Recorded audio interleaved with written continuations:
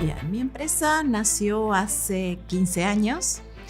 Era yo solamente, ¿no? No había empleados, había muy pocas máquinas, tecnología muy antigua. Y hoy tenemos 4 motores Nuvera, Versan 2100, 700 aún, que sirve de backup y sigue andando muy bien a pesar de sus casi 4 millones de copias.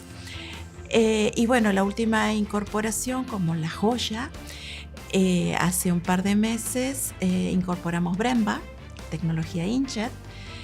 Tenemos el honor de ser la primera Bremba en Latinoamérica, no solo en Argentina.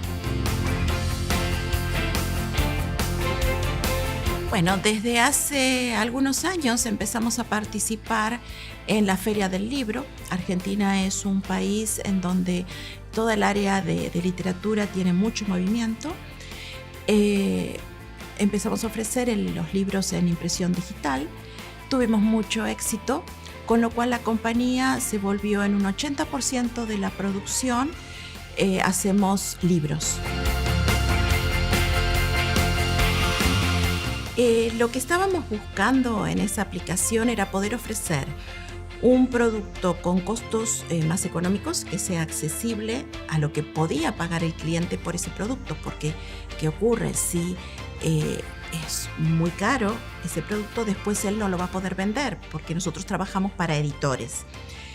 Ellos tienen que vender después al público su producto libro.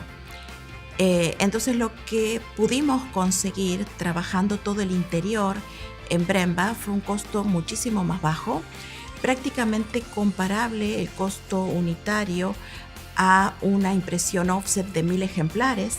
El cliente jamás podría vender en el mercado 1000 de estos libritos de cuentos. Él solamente tenía una expectativa de hacer 200 o 300 como muchísimo. Y bueno, logró hacer esa cantidad de producto con el costo que le permitía venderlo, gracias a la tecnología Bremba. Y después, bueno, resolvimos la tapa en Versan porque iba con una cartulina más pesada. Y después el proceso normal de cualquier libro, que es la tapa de polipropileno, la encuadernación Binder.